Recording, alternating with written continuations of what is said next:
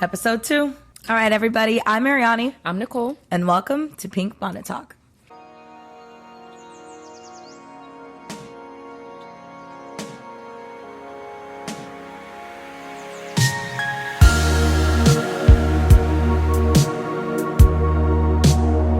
All right, y'all. So welcome back. Thank you for coming back. You know, look at this. A new mic. Look at this. If you're listening to the podcast and it sounds extra crisp and clear today, that would be because we leveled up. Just a little bit. Just a slight pinch on these people. You know, you can't do too much now. But, you know, we had to, you know. Rip me out the plastic. Our first one was a little crazy, so we just wanted to upgrade our audio. You know. Yeah. Audio listeners out there. Even the watchers too. I was going to say, like, even, it's so funny starting something like this and going back and, like, as you're editing, watching something over and over and it's you and you're listening to your voice. And it was really interesting to see, I think, for us, like, where we had places to grow. Right. And it was really interesting to. And look what we did. We did that. Anyway. All right. So we just going to have to start with a little icebreaker this episode, get to know us a little better individually, so y'all can come along with us on this journey. That's right. So we're going to be playing a game of We're Not Really Strangers today. If you don't have the card game, go and get it. It's a really, really great conversation starter. It really, I think strengthens your relationships and allows you to have conversations that you wouldn't typically with people that, I don't know, that you love. And, yeah, I would say it's a good, little party. Right. Yeah, it's a good time. All right, girl, let's get into it. So, do you think I'm usually early, on time, or late to events? And explain. I think on the usual, just of any meetup that we do or anything, you could be on time with a tad bit of late. That's a lit. On time with a tad bit of late. I'm a 5 to 10 minuter. If I feel like I can possibly get away with it a little bit, I kind of do, because I don't know, I take my time with myself sometimes in the morning. That's how I am. But I am usually right on time or a touch early if it's something that's really important, and you are late. You didn't have to say it like that now, but I will admit it. Hands up, don't shoot now. Not. But yeah. Oh, the beef sound like the violence. Know what? No, but.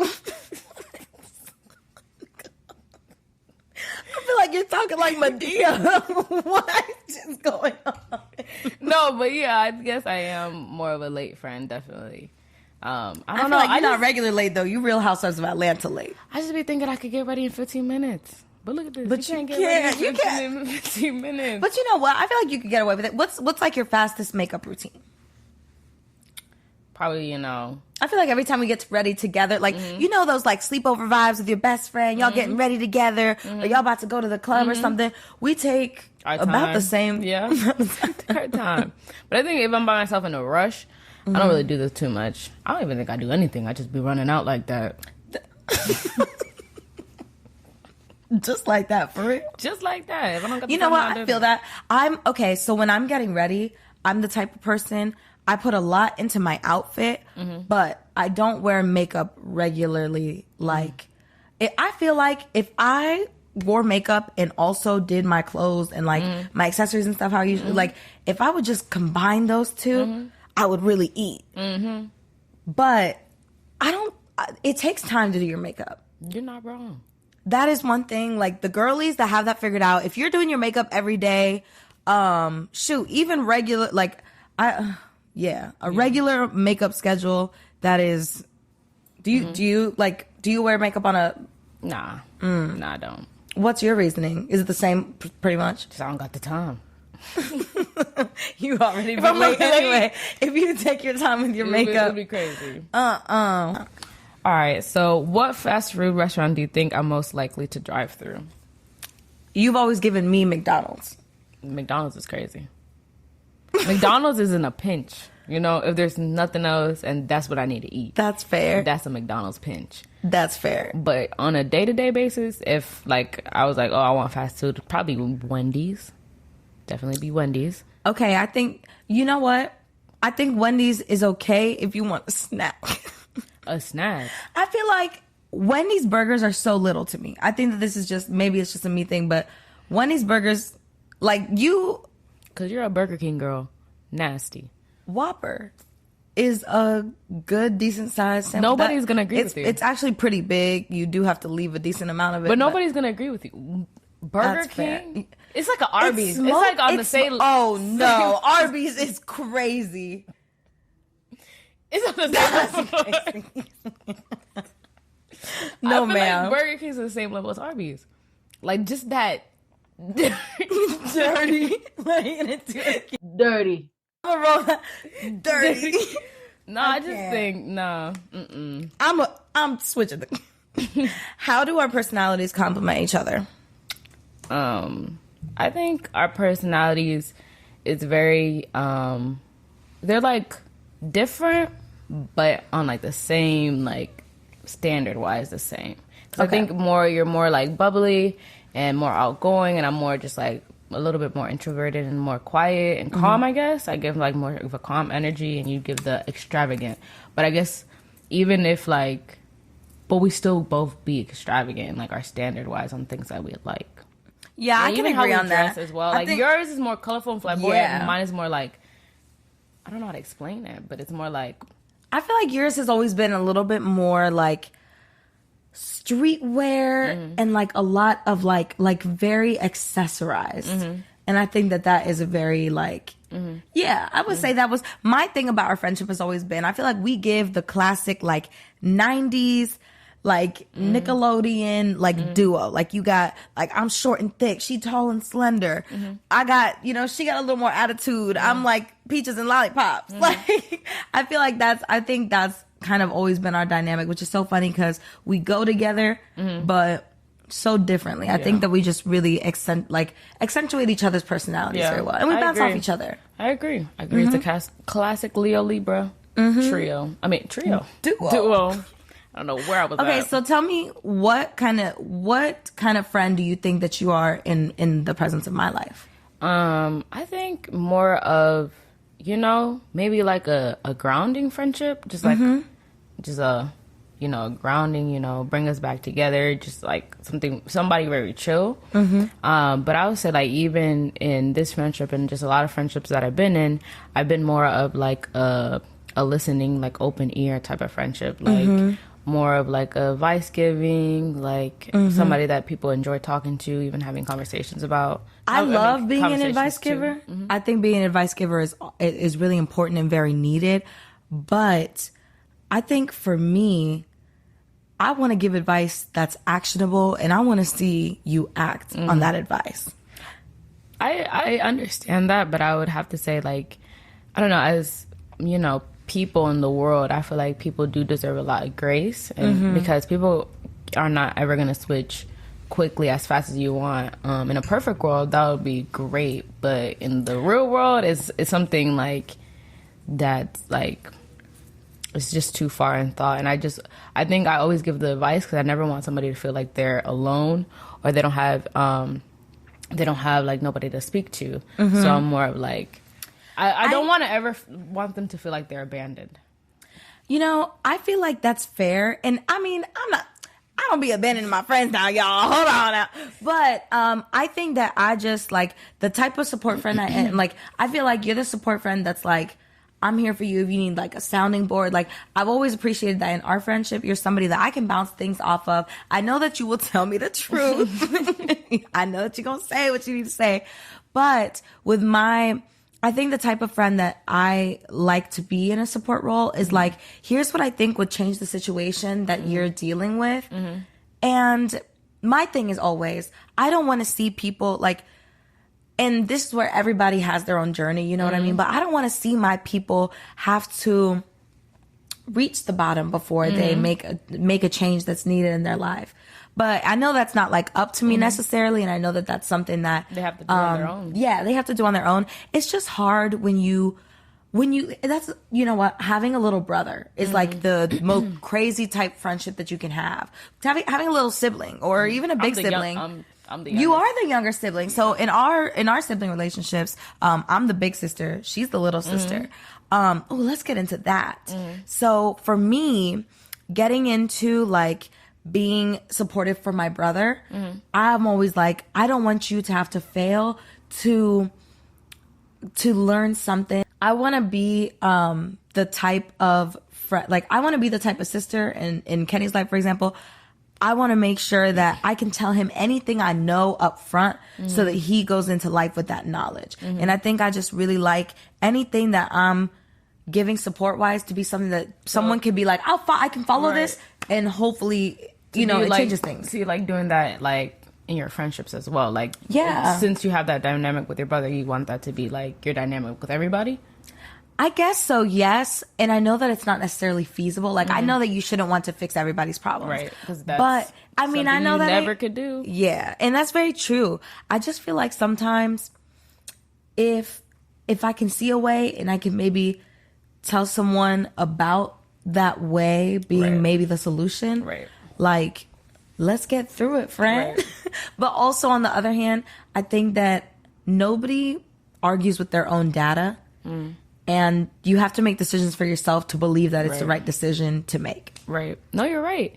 And I feel like that's why, like, in friendships, I'm usually, like, more of, like, the supportive friend. But I do be telling them the truth, though. Like, I tell them, like, wholeheartedly the truth. Like, I know you do. That's what's really interesting is, like, I think that you're a friend that you are equally... I don't want to use the word harsh because that's not the right word. But I think that we are equally, it's like you were saying, we're equally as powerful in the way that we do things. We just go about them differently. Because you're more honest than I can.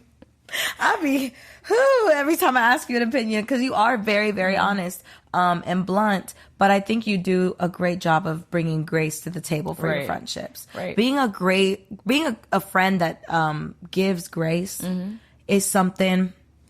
For me, in my friendships right now, my life is very busy, very hectic. I'm in a lot of different places at a lot of times.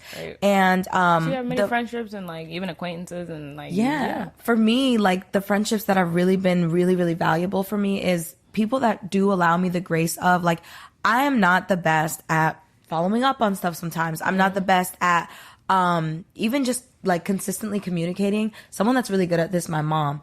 She will have met someone 3 years ago on a cruise, and they will still talk on WhatsApp to this day and be like, "Hey, friend, how you doing?" And she knows all about her life. And like this one friend she met lives in Spain, and they know all about each other's lives, and they follow up. And I want to be the card sender friend. I want to be the gift for every birthday friend.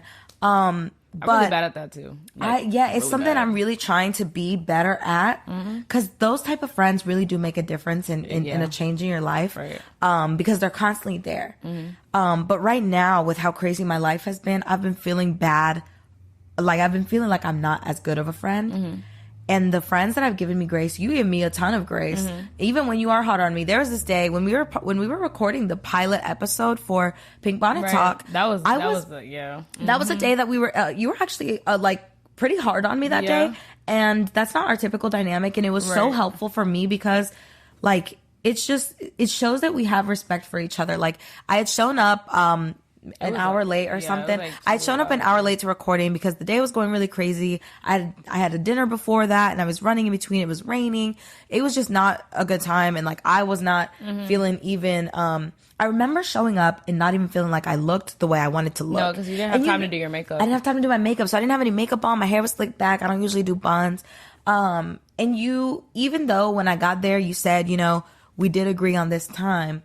We got into it. We got the show done, and like it didn't become a thing. No, you gave me the grace that I needed in that moment because I was not having a good day. Right. And had you come down on me and been hard on me, I think that would have hurt my feelings. Right. But instead, you said what you needed to say, and you supported me, and we just moved on from that. Yeah, I think that's usually like I don't like holding people like I hold people accountable at that moment, but then I'm not somebody who I guess like holds on to something or like constantly brings it up. Like I'm not gonna be like, oh yeah, you were late that one time. Nah, I'm not gonna do that. There's no reason to. After we already talked about it. Do you think that it's that kind of harboring of emotions that makes people build resentments in friendships? I would say yeah. Yeah, I kind of agree. I think that the friendships that I've watched slowly deteriorate, it's from a buildup of small things that maybe could have been avoided or even taken care of in that conversation. In that moment. but people start to harbor and gradually build resentment, and it hurts the relationship that's being forged over time. And I feel like that would even lead to like the concept of like having a friend for so long, and then like over time y'all never like fixed any issues, so you're just friends you're friends with this person just because you've known this person for so long. Grandfathered in friendships. That is something that I feel like I've just watched so many of these type of situations. I think that you especially watch these kind of situations as people pivot from high school friend groups to then college and then into young professional careers. That those stages in life, people tend to hold on to friendships that no longer serve them where they are, just because of the fact that I've known them for so long. But maybe they've outgrown each other, or maybe there are people that now see things completely differently. Right. But it's like, oh, I've known this person for so long. Right. I want to keep them around. Right. And you shouldn't keep people around for just that reason. No, you shouldn't. Because, it's okay to outgrow people. Yeah. It is. What do you think? So we've been friends for 15 years at this point. What do you think has been the factor in our friendship of keeping that respect and continued... I don't really feel like there's anything that I harbor against you. Like, what do you think has been the clean slate base for our friendship?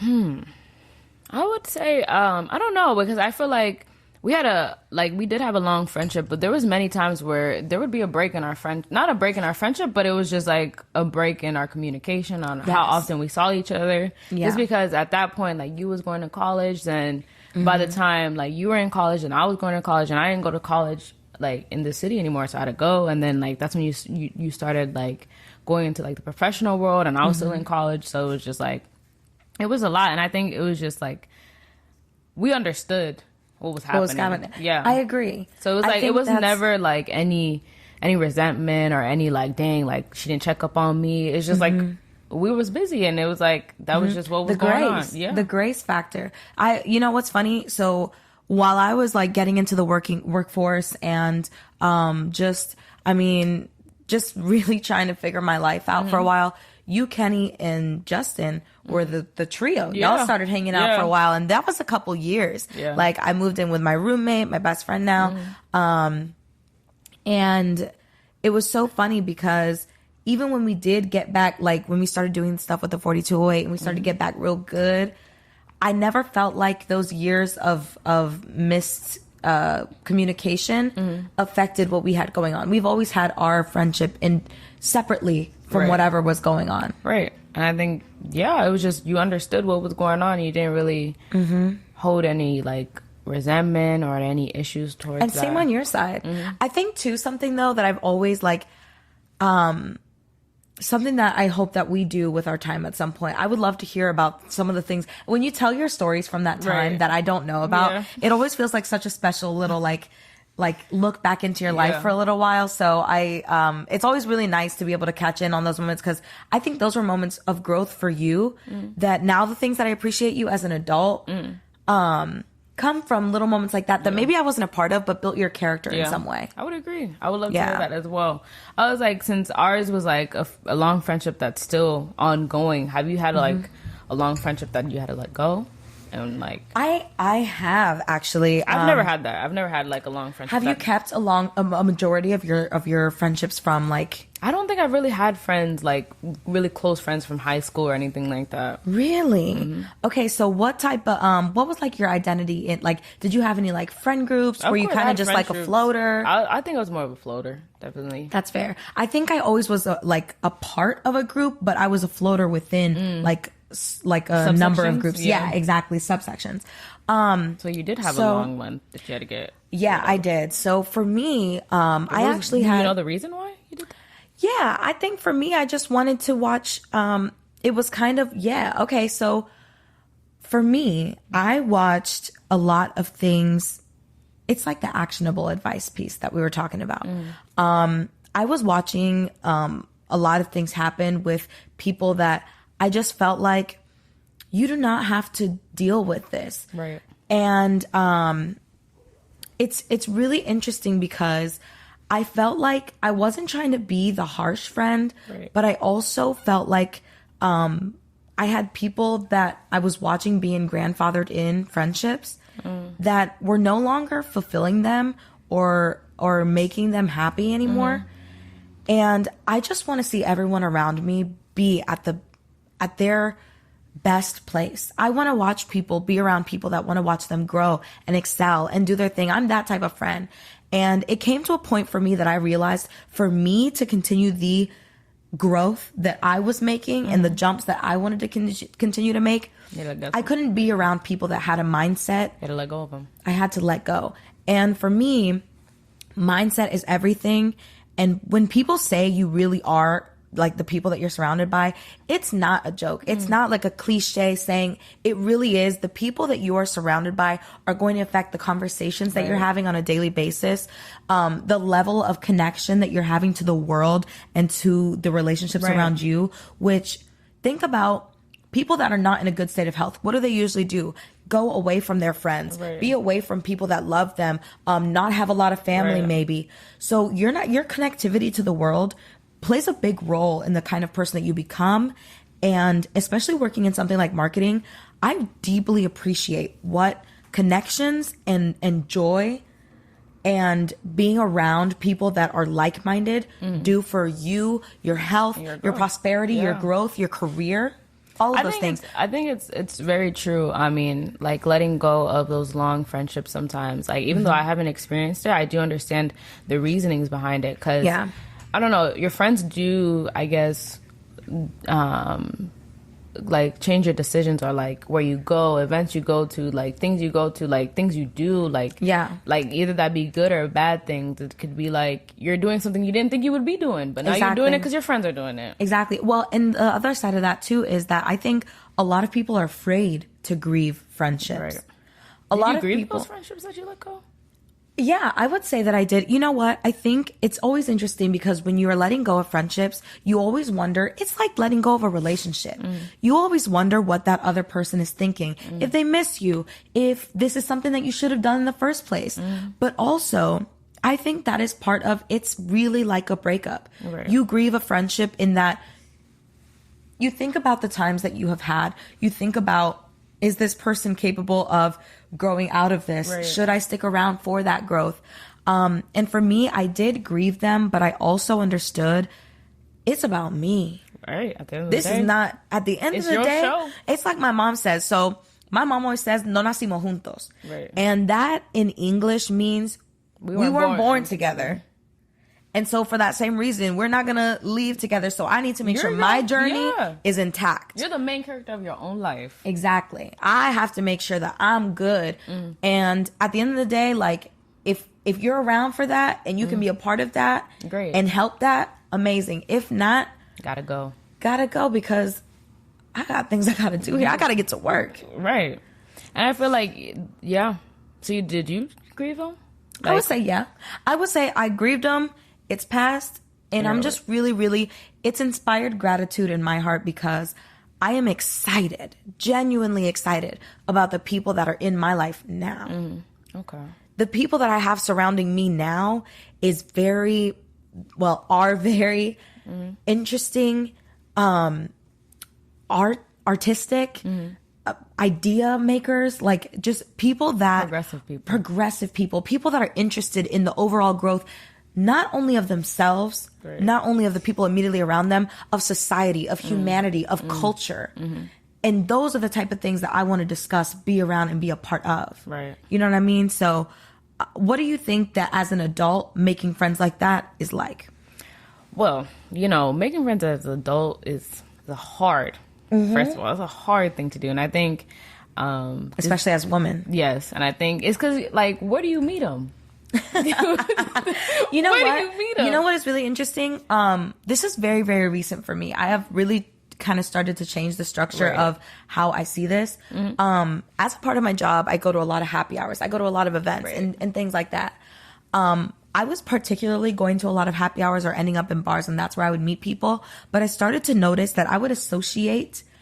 I'm starting to pull back from doing things like that a little bit more because I was starting to associate that social aspect of things and low key just ended up in the bar more just for the sake of that's where you socialize. Right. But you know what? You can socialize just as much in a really nice coffee shop. You're right. You can socialize just as much getting bubble tea together. And I think, so I feel like to make friendship as adults, and like a good way to do it is to go to places that you like going to. Like, because you'll find people that are like you. That you like. And that could either be, like, if you like even the 42A thing, I feel like we've met so many creative people. So many great people, just as a result of being at the studio. Literally just being there. Because that is like a creative space where you meet creative people. And I think that's a lot of like where you can make friendships as an adult, where it could be like, if you go to like, I don't know, if you like wine tasting, you go to a wine tasting event. If you like wines, and you meet a group of people who like wine, now you in a wine group or a wine group chat. Now you really in the friendship. Now you really there. You drop your eggs. You drop your eggs.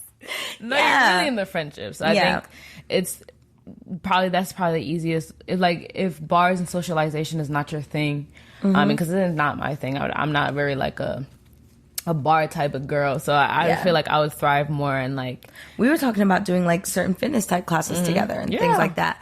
And that's even something like that's another reason. So that's part of the reason I started to do local events and things going on as part of my social media presence, because I come across this all the time. Yeah. That's my type of stuff. I love like going to the commons, going and like finding like the luxury spa you did that one time. Oh my gosh. I was like, that looked like a time. It was so much fun. And you know what? I went with my mom. I took her for her birthday.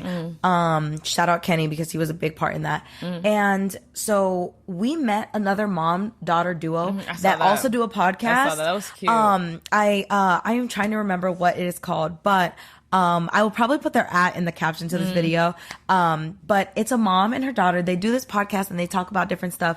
And then we met a couple more ladies. Right. Like it was like that whole space felt like women went there to go and take care of themselves that were interested in their mental health, physical well-being. And that's way better to meet people like that than to meet somebody at a bar or like something just like doing a night out or something. And don't like get me that. wrong, I love to have my fun. Right. Exactly. No, I love to have a good time. But I feel like it's important talking to know about next level avenues. friendships. Yeah. And next level friendships, that's that. For sure. Because Like, there's associates, there's people that you can be around and know and things like that. But there's something special to be said about deeply rooted friendships based on your core values. Have you had large friend groups before? Like very large friend groups? I've never been. Well, you know what? I've never been a large friend group person. Like I've only had like one friend at a time type situation. I've been in a long friend group like situation, a large but it was one, like high school, like a large one. Not as an adult. And what was that like? What was your dynamic there? Like, what type of friend were you in that situation? So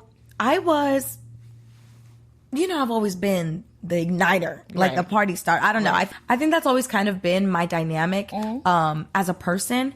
And I was around a lot of other igniters around that time. Okay. So I think that it made it really easy to get in there and just kind of, but I was also like younger. I was in high school and things were just kind of different at that time too. Rocky. I was a little bit more, I was a little bit more interested in what others like thought of me and like things like that. I don't know. I think part of being part of that big friend group was kind of rooted in insecurity as well. So it was really interesting. As an adult though, I have a lot more intimate type friend groups. I don't think they surpass like over 4. Yeah, because they're way better. They're way better. How about you? What's like the maximum friend group? I've never had a large friend group. What do you consider large? Like 5+ people. I cannot. You know what's funny? I consider large like 10 or 15. I feel like you said that's the whole earth. that's a mini classroom right there. I don't need that. So it really I keep it real minimal. I never had that many friends. Like if it was like I had friends that are always very like I had 1 or 2. Like the most I've had probably in a friend group is probably like 2. Okay. All right. So what kind of identity do you take on in those type of friend groups? Because that's a smaller friend group to be a part of. I don't know. I would probably be the same that I would be in any friendship. Just the listener friend, the always there friend type situation. Because I always tell everybody like I might not be the best at hitting people up and like reaching out, but I'm always there though. Yeah. I'm always gonna be there. I You agree. call me and I I'm do. always gonna be there. I do agree that you're someone that you can always count on. Yeah. You'll. There was one night, y'all, I thought Kenny was missing, and I texted in the chat like 3:30 in the morning. I'm like, who has seen this man? Where is this man stressed at? after that. And I went to sleep directly after because I was awoken Right. to unsettledness of my mother. I was like, and then she texted that and went to sleep. I was like, Yes, yo, what? I did. And they were up. They were literally like, where's this man at? What's going on? Yeah, you're someone that is around for whatever. Right. With us, what do you think has been the secret to the sauce? What's the secret to the sauce, girl? I don't know, girl. Do you know what the sauce is? Do you know what the secret to the sauce is? I don't know. Just a good time. Just good vibes. I agree. Time. Just good vibes. And you know what? Something that we were talking about earlier. For me as well, a big thing is how we were talking about, like, when you have a smaller mindset, you talk about other people. Right. When you have a larger mindset, you talk about ideas. You talk about actionable change. You talk about, perspectives. And I think that's always been another secret to our sauce. I think part of the secret to maintaining longevity in friendships as adults is making sure that you bring yourself to the table and also discuss things that actually matter to you. That's vulnerability. That vulnerability is important. Yeah, absolutely. And aside even from vulnerability, just genuineness is also very important. Of just like the friendship, even authenticity of the friendship and all of that. Like, it's very important to keep like a friendship going in the long run. And I think that's something that we've always been. Even like when we were younger, I think we were always authentic to ourselves. Like, I don't think, even when I was a little emo. We were always authentic. Like, even if it was different, it was authentic. And I think like as adults, that's probably what's maintained it. It's just that we've always just been very genuine and authentic. I got a bonus question because I think that especially in where we are in our lives right now, a lot of people around us are trying to find their authenticity, but wondering what that identity is. Do you feel like you found yours? I do think, like, I don't think I'm 100% there. Yeah. I'm getting there. I would definitely. So you feel like you found your style and like you are. What do you think helped you get there? I would say life experience for real. And like life experience, fair. Like even like I would say like I don't think like from childhood to now, I think I'm still kind of the same, but it's just more mellow now. It's more chill, more calm. It's more honed in. It's more controlled. Yes, it's very more. It's way more controlled. Yeah. So it's like I think that's probably what's really. I don't think I've ever been not genuine to somebody. I think I've usually always been very genuine and very honest on how I agree. How I've been with anybody, and I think that's nothing that's ever changed about me. So I think but I think it's more mature now, I guess. I agree. I think that you really you've settled into your energy, the earth signs coming through. I think for me it's been trying new things and putting myself in places that I wouldn't typically be to see if I like it and deciding from there to add that to my little like pocket of my personality pieces. You know those like memes where people talk about like, like God made Libras with a little bit of this and sprinkle of that, like I feel like my little concoction is made up of all these little things that I decide that I like and don't like. I don't like heights. I really enjoy pink. Like just things like that where like, I don't know, like as I continued to take on new experiences and be a part of things that I hadn't in the past, especially this year, I feel like I've really mixed up everything I was a part of. I wanted to sprinkle in aspects of everything I enjoyed about life, and it's really helped me form into this like going into your 25 changes you, y'all. Oh my God, you stay doing this. You know what though? Going into year 25 does change you, because I think that for me, going into this mid adulthood, whatever, has really given me an opportunity to experience a lot in every facet of life. I'm now in a place in my career that I have grown to that I didn't think I would get to so early on. I'm now in a place relationship wise, like thought wise, like aspects of my relationship are kind of tying together, and it's really, really beautiful. No. So yeah, I think that's where I feel like that's where my authenticity has come from the most. That's why I say I think I'm getting there. Yeah. I'm not there yet. I mean, I'm just It's part of your I'm just journey. about to turn 23 this year, so I still have a lot to learn. I still think everybody has a lot to learn. Everybody, This all is the not time. it. Yeah. This is never gonna be. It's never gonna be it though. Yeah. And that's the thing. The journey is long, but it's very much worth it. Right. And if you'd like to join our journey, Right. follow us at the 4208.